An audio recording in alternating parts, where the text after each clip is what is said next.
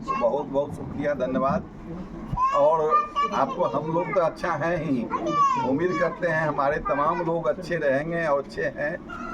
आपके माध्यम से हम अपने विधानसभा क्षेत्र के तमाम सम्मानित नागरिकों को ढेर सारी शुभकामनाएं देते हैं और कहना चाहते हैं कि यह विधानसभा चुनाव जो एकदम सामने आ चुका है, करीब आ चुका है, निश्चित रूप से इसमें काफ़ी लोग सोच विचार करके परिवर्तन के मूड में है। हम जिधर जा रहे हैं, जिस गांव में जा रहे हैं, जिस मोहल्ला में जा रहे हैं, सभी लोग परिवर्तन के मूड में है और सभी लोग एक सूत्र से कहते हैं यह जो सरकार है और झूठा सरकार है, रात दिन फ्रेम करता है यह सरकार। अब देख लीजिए परसों जो बंदी किया, 4 दिन पहले जो कहा गया जा रहा था, जो मोदी जी के मां को गाली दिया गया था, इस तरह से असर हमारे बिहार में बंद को लेकर लगा, क्या कहना? बंद तो 100% फ्लॉप हो गया। आप लोग हम लोगों से ज़्यादा, आप मीडिया के साथी हैं, ज़्यादा देख रहे हैं और ज़्यादा समझ रहे हैं।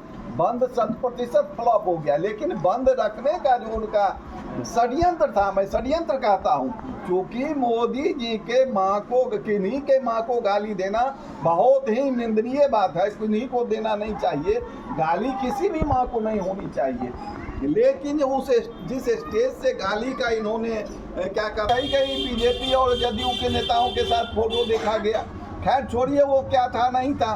लेकिन आज से कई दिन पहले दरभंगा में यह वाकया हुआ, वह आदमी गिरफ्तार भी हो गया।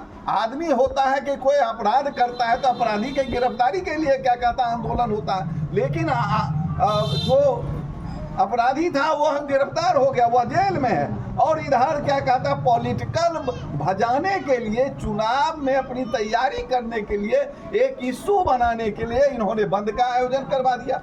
अब बंद का आयोजन किया तो जनता तो समझ रही है, जनता तो सब देख रही है, और उनके जुमलाबाजी को और उनके झूठे का, उनका जो इस तरह का गलत काम होने का जो होता है, सब कुछ जनता समझ रही है। इसलिए जनता सिरे से उस बंद को खारिज कर दिया।